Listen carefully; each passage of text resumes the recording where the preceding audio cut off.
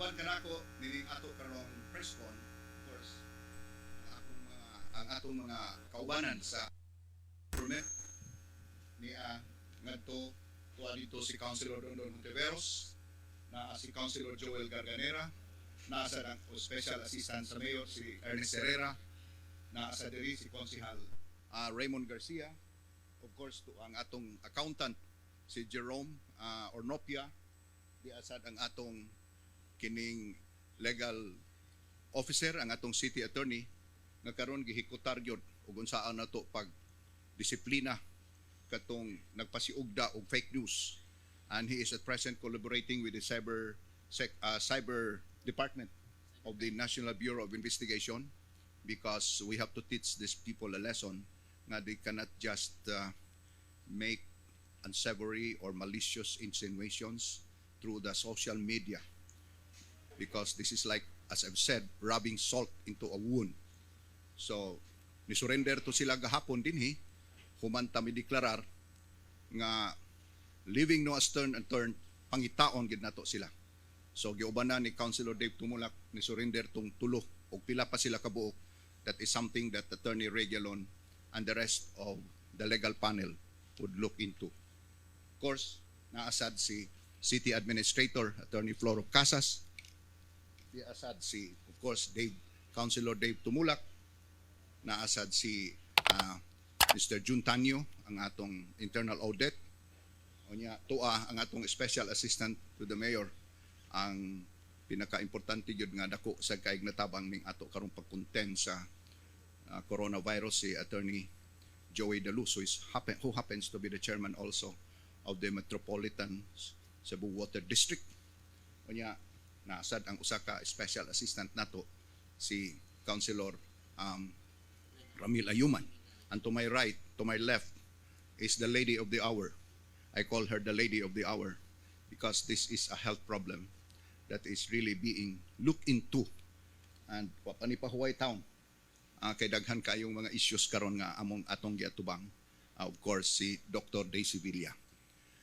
Una sa tanan, kanunay gyud kong magpasalamat ninyo nga mga taga Cebu Media for your sense of objectivity, for your never-ending advocacy to bring to the people, not only in Cebu City, but the entire country, of what is really happening, and to bring truth and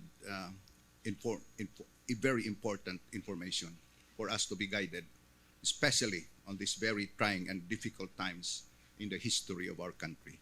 Salamat kayo ninyo nga mga taga-media. Una sa tanan, gusto na akong magpahibaw nga ang atong dakbayan sa Sugbo, mag-distribute ta o 100,000 sacks of rice. Ato ning ipanghatag sa atong mga kanang gitawag natog mga the less privileged members of our society.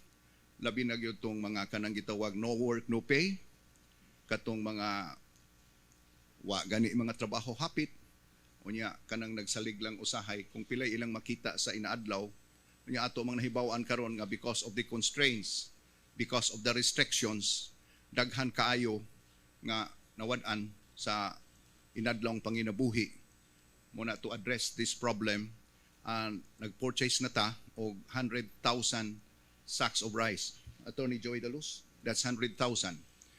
So towards this end, para atong mahatag yun sa mga deserving and the needy among our constituency in the city of Cebu, ugmang adlaw, 2:00 sa hapon, atong ipatawag ang tanang mga barangay kapitan sa 80 ka barangay sa dakbayan sa Sugbo.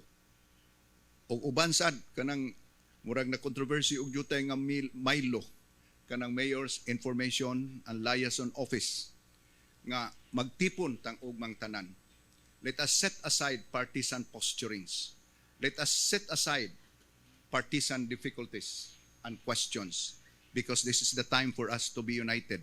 Mag-usa ta, magsabot-sabot ta para kanatong tanan. So, nagpadala nag-notice karon sa atong mga kapitanes sa 80 ka barangay og usab ang atong mga Milo kanang atong gi-organize for the purpose of bringing to the attention of the city government mga kinahanglan sa atong mga tagsa-tagsa ka mga barangay. Ug mga alas 2, unsay has hisgutan ang mechanics unya pag-distribute sa mga labing na kinahanglan sa atong mga katawhan sa dakbayan sa Sugbo. Kay di man sa nato mahimo nga tagaan nato tanan. Kay naa man say mga maarang-arang pagkabutang, maayo pagkabutang, so dili na sila makinahanglan sa atong assistance.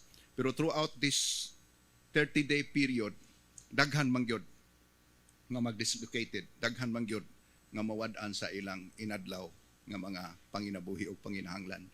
So to elevate, to pagpamino sa ilang ingno nato kalisod, mo na nga ang atong dakbayan mohatag og 100,000 sacks of rice to be distributed in accordance with the need, in accordance with the category of the less privileged members of the community.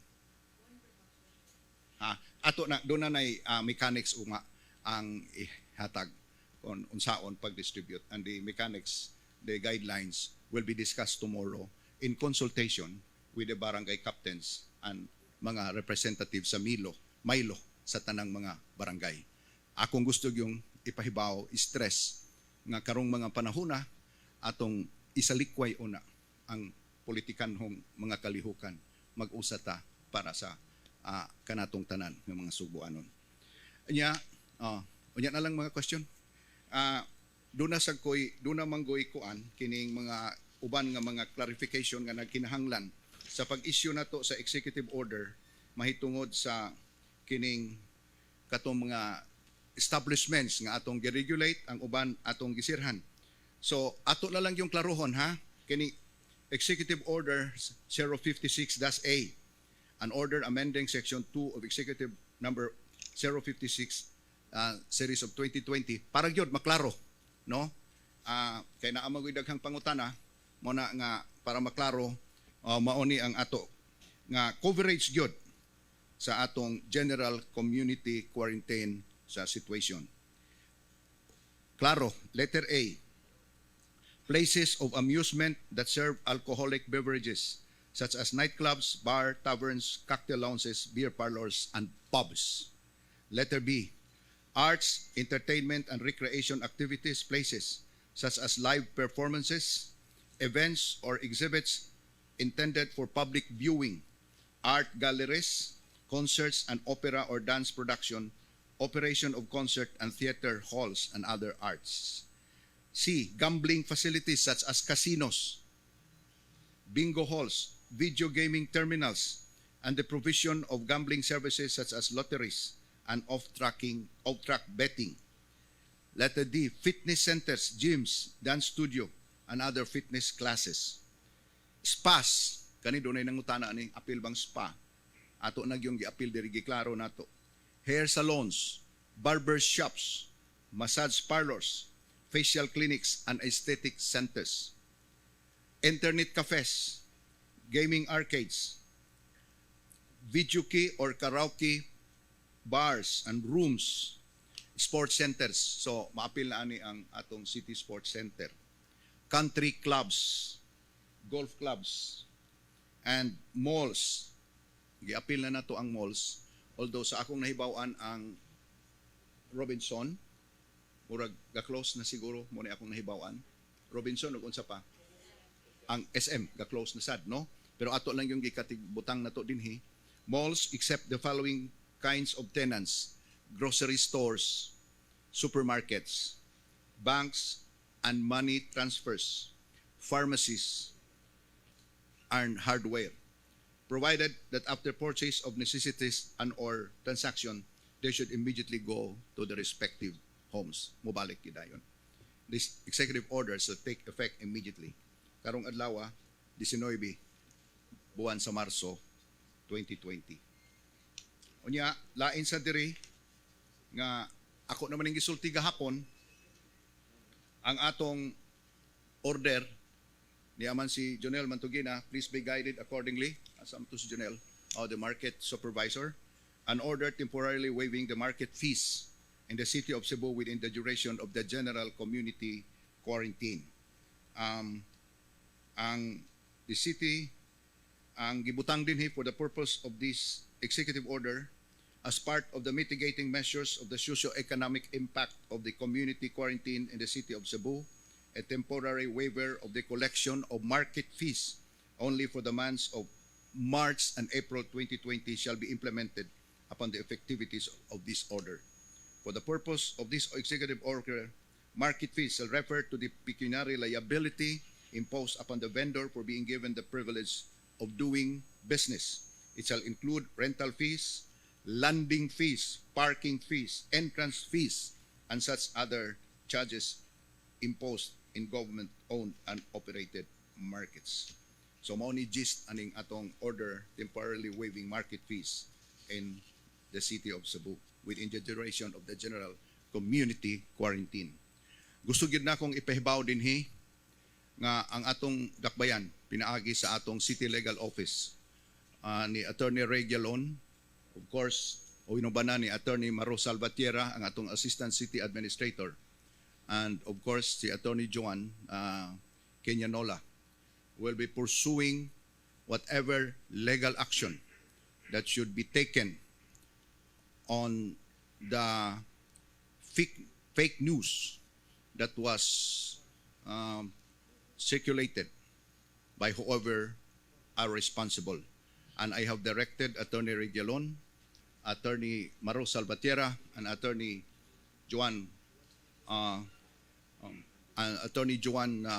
Kenyanola that it should be pursued relentlessly para wala na unyay mahunong na nang. It should serve as a deterrent labi na ning panahon nato in these difficult and trying times ang uban magbugal-bugal maghimo og mga fake news para lang pagpasamot sa kabaka o sa panic na gani sa katawhan. It's like rubbing salt into a wound sa atong mga katawhan. So I directed them very categorically nga they should be relentless in bringing to the bar of justice those who are responsible in the spreading of this fake news. Attorney Regalon, you should go and be relentless. Thank you. Attorney Maro Salvatierra, where is Attorney Joan? Because I think there are ladies who are involved. That's why I'm involving also the lady lawyers of this city government to relentlessly pursue this undertaking. Unya, ako sanggi, where is Attorney Jared Limkiako? Nga nagpa-issue ta og suspension of processing memorandum rani of permit and license applications. Attorney Raquel Arce, it's good that you are here. Continue pursuing our programs in this crusade to intensify safety and precautionary measures against the coronavirus disease. You are hereby directed to temporarily suspend the processing of applications for permits and licenses under your office effective immediately upon receipt hereof until April 14, 2020, or that state of general community quarantine when the city of Cebu has been lifted and or revoked, whichever is earlier. So far, mauni atong, of course, the city, the Sangguniang Panlunsod, headed by our beloved Vice Mayor, Michael Lopez Rama, and of course, in the presence here of our city councilors, Attorney, the majority floor leader, Attorney Raymond Garcia, of course, Councilor Dondon Honteveros, Councilor Panday, Joel Garganera, and Councilor Dave Tumulak. I sent them yesterday a notice to call for a special session for the purpose of using the 1 billion calamity fund. I think the councilor who happens to be the chairman of the Committee on Budget and Finance. Of course, we acknowledge the presence also of Attorney Jeron Castillo, who is our special assistant on financial matters in the city. So, can you elaborate further on this ordinance that you will be proposing tomorrow? So, may buntag sa tanan. So, we have gotten already the notice coming from the mayor that we will be calling for a special session on Friday, tomorrow, to tackle the supplemental budget 2, which will cover 1 billion pesos that is necessary for us to use in this time of crisis, which is the COVID, our COVID-19. Initially, we have already discussed with the city budget officer and some members of the local finance committee that we will source the 1 billion pesos from the proceeds of the SRP.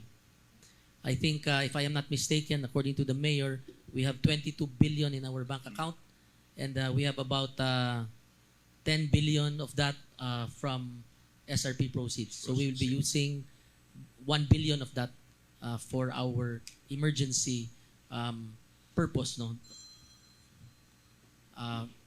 For our budget. Also, we have already gotten a notice and from the Department of Budget that the 1 billion can be placed and deposited in an account of our quick response fund so that it will be easier for us to draw on that particular fund since it is an emergency. So I think tomorrow sa namangoy ng utana labi nagmedia if we will allow them to come in. So tomorrow will be very limited. We will just and we will make it quick. We are going to have our session at the caucus room on the 4th floor, and then of course limited access lang. I hope we can just choose not all of you, siguro maybe just some key kay magkinupyahay raman sad mo sa inyong mga tuan, sa inyong mga stories, no, maumao raman na inyo ha.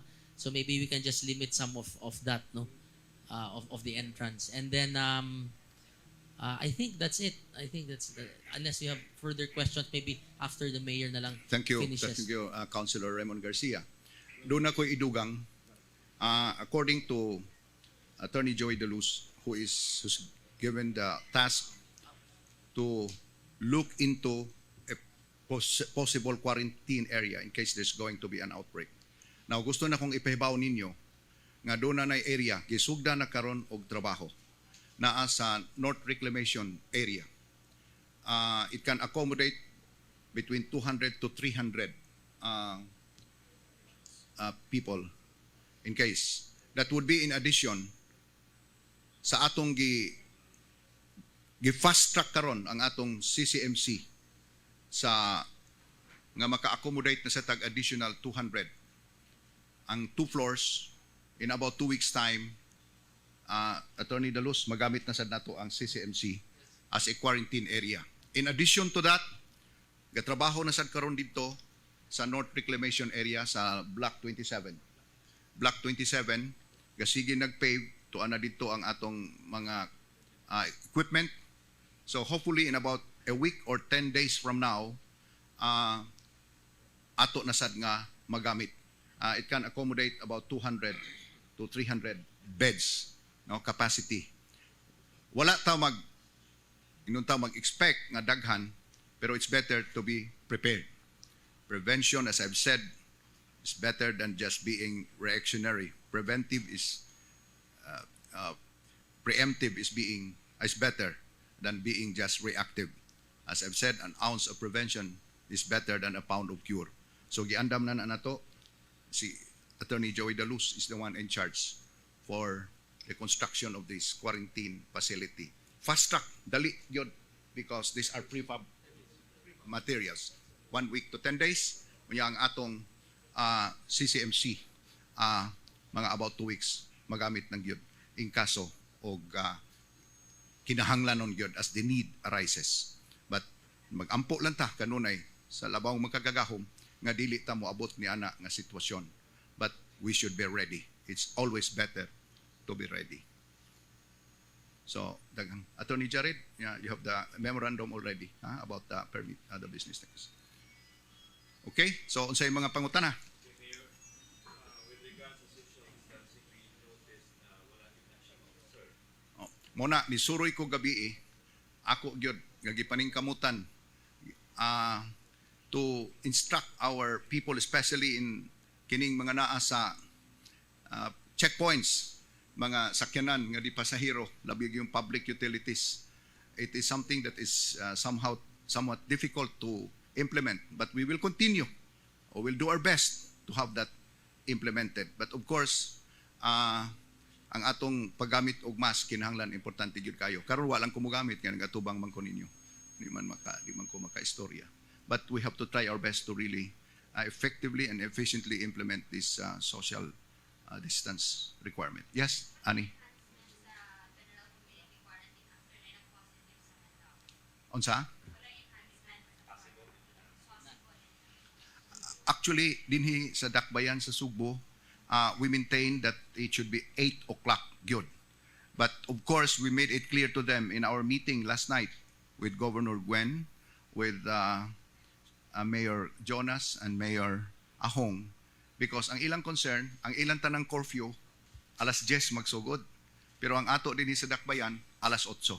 But we maintain our stand that considering that the city of Cebu is like in the middle of all of these and activities, work and businesses, workplaces, especially our kining atong mga call centers, ato man silang gipasabot.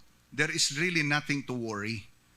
Bisan pa og alas 8 ang Dakbayan sa Sugbo, basta ang moabot din bisag lapas na, alas 10, alas 11, mga gikan sa Lapu-Lapu, gikan sa Mandawi, o gikan sa ubang lugar, basta makapakita lang og identification nga sila either residente dinhi, either nagtrabaho dinhi, o naa sila business dinhi, there is a legit purpose or a legitimate reason for them to be here, despite their having already come to Cebu beyond the 8 curfew time, they will still be allowed. And we have specifically instructed the police, the multiplier forces, the tanods, and even the military to be permissive sa mga musulod dinhi even beyond the curfew hours.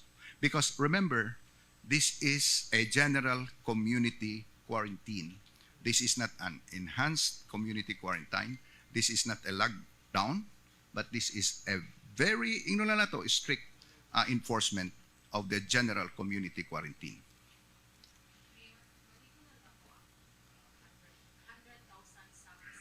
100,000 sacks. Yes, we have. Attorney Casas, can you please explain what we have purchased already? Sige, Sir, please. we already have suppliers for the 100,000 sacks of rice. We have It will be ready within the week. within the week. And we do not want to prolong the distribution. You can just imagine where would you place this 100,000 sacks of rice in one setting. So, muna nga, emergency atong gipatawag ang atong mga kapitan, ang 80 ka mga barangay captains, at the same time, together with mga Maylo from the office of the mayor, para mag-usa ta, magtinabangay ta to come out with a formula on how we could effectively distribute this to the most deserving among our people in the city of Cebu. Mo validate? Of course, mao nay purpose sa atong coordination meeting ugma. Kapitan, taga City Hall, of course headed by Attorney Casas being the city administrator, and of course Attorney Joey De Luz being the special assistant on this project. Of course, together with the barangay officials. That would come later on. Unahon na tong bugas. Are we doing also something for the food packs? There will be food packs also that will be distributed.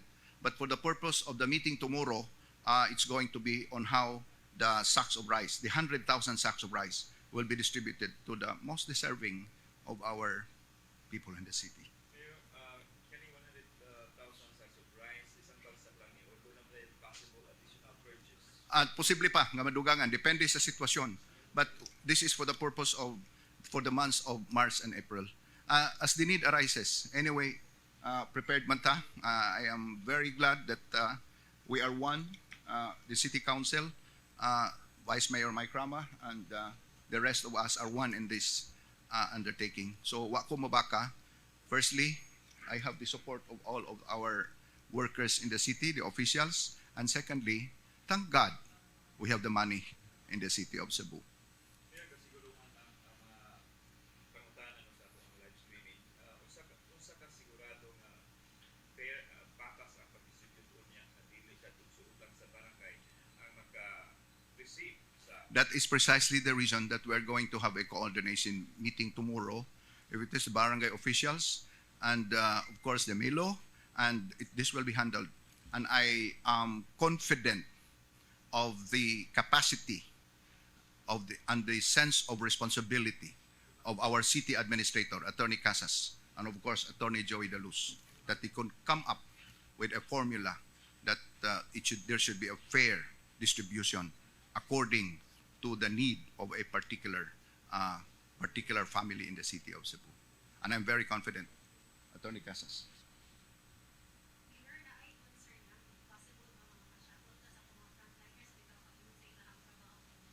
Usa na sa atong gi-consider gani si Kapitan Kaloy Villarmeno nga usa sa naa siya sa community hospital. Naghangyo sila nga ang ato sang mga frontliners madugangan nato ang atong mga bus transportation, especially those kanang mahuman sa gabi and ato nang buhaton. Thank you. Yeah, ako na ibang sana ang piling sa single motorcycle si Governor Garcia ito siya pronouncement ng gabi nga bawal ang bus rider sa standing. Actually, nag-issue na gahapon and in fact si Secretary Michael Dino, of course, sigurado ko nga nangayo gid siya sa authority from central from the higher authorities nga basta ang muangkas kining immediate member of the family. When you say immediate member of the family, asawa, bana, anak baron, pwede kay magkuyog sa guna sila sa balay, magdog pa man ganing higda, nya angkas na lahin o idili no.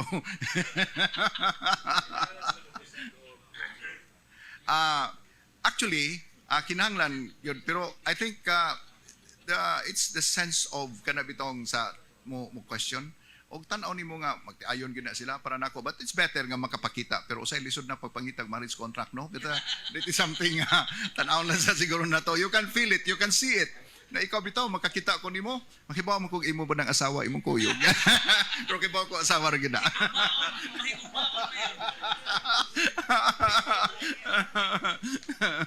Sige.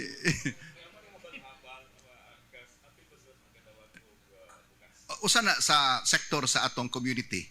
Ingna sila nga gi-consider gina nato. Mo bitaw na nga kinahanglan Attorney Daluz. Priority dai ko no.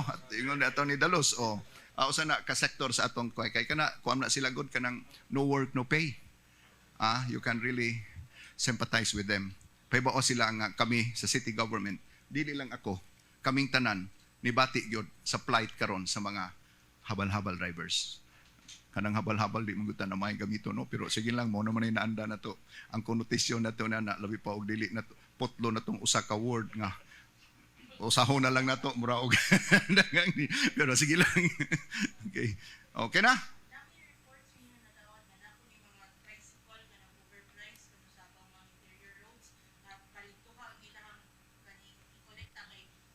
Usa na sa mga problema gyud, to be frank about it, usa gyud na sa problema nga atong giatubang.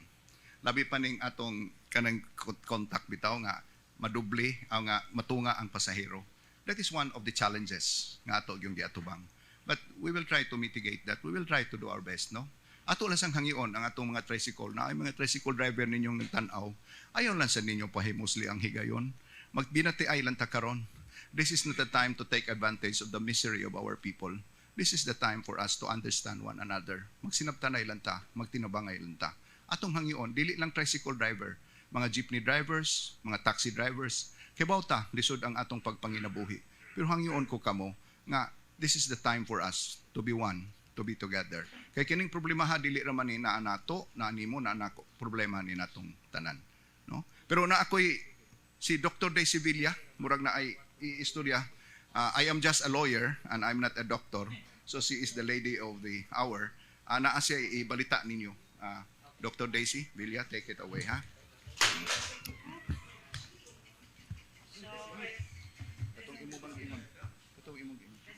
So I just announced, especially we had results from RIPM 15 yesterday, so that is additional sa 16, and now includes 27, which is negative. Klaro, categorical. Negative ang result sa kadtong Additional. 27-year-old. Ito namatay. So ako i-announce balik nga results from Koan, RITM. Gikan sa RITM, 15 kabuok yesterday ang niabot. Unya, ang katong namatay nga 27-year-old, so nakita na naa dito negative ang result.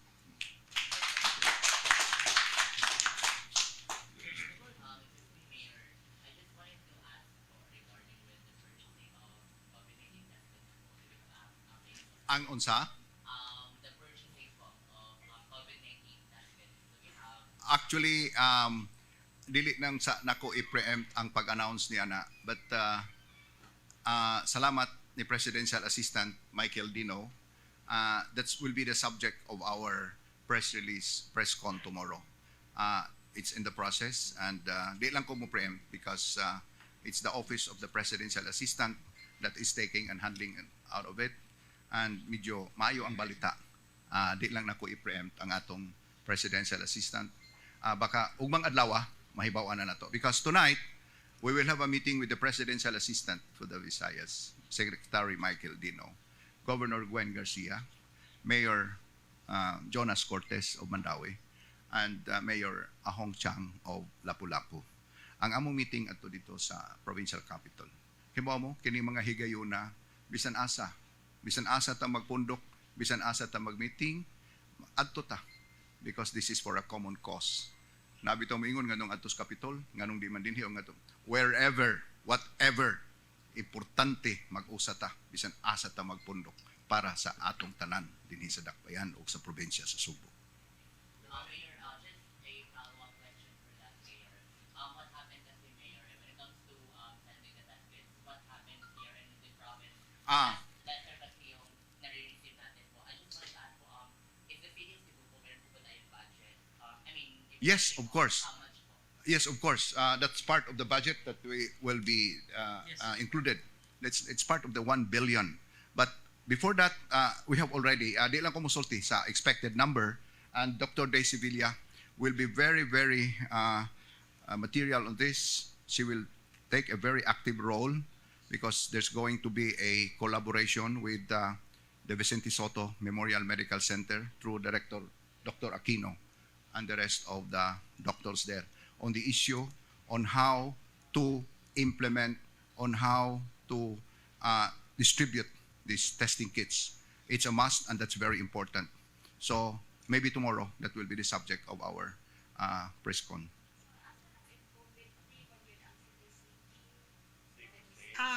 Maingon ta nga wala ko magsulti nga in COVID-free ang Cebu City but sa pagkakaron wala patay recorded cases, no? Watay recorded cases nga makaingon ta watay recorded cases. Unya usa sad reason nga wala wa manggod na nagtesting sad sa atong mga tao. So the Wala keyword is recorded. Yes. Dili wa moingon nga wala, ningon lang wa pay recorded. Cases.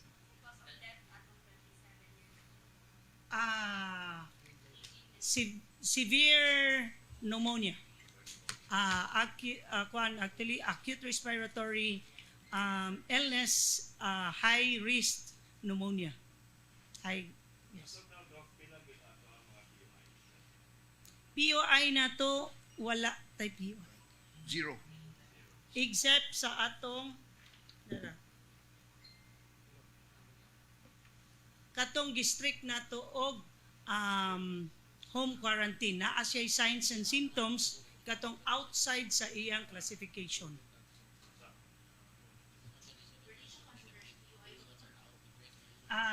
Ma-consider nato siya kay mild symptoms man. Karon manggod ako lang correct.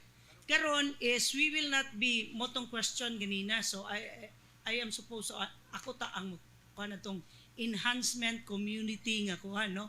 We will be having an enhancement community ILI surveillance flow.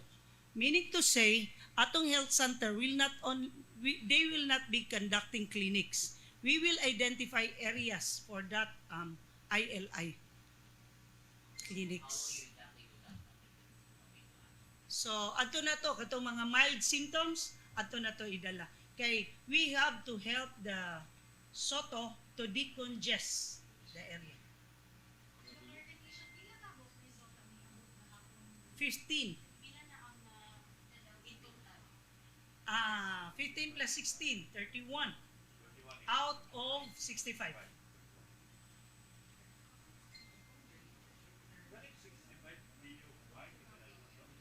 Admitted na sila nga nakuha ang samples. Dili tanan sa.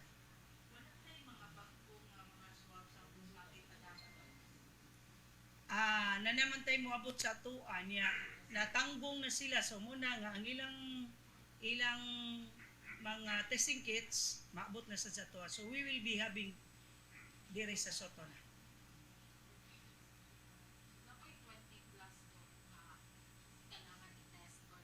Okay, huwaton ang result.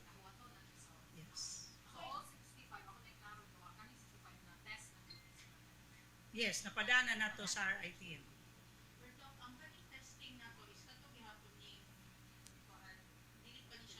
Confirm din na. Para. Yes, yes.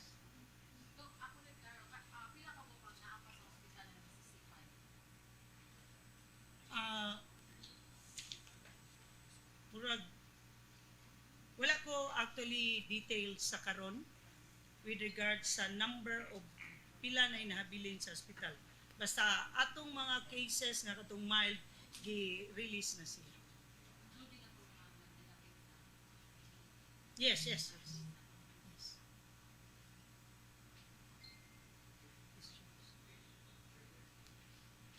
Okay na? Thank you. Thank you. Let's see again tomorrow. Salamat kayo. Yeah, salamat kayo ninyo tanan.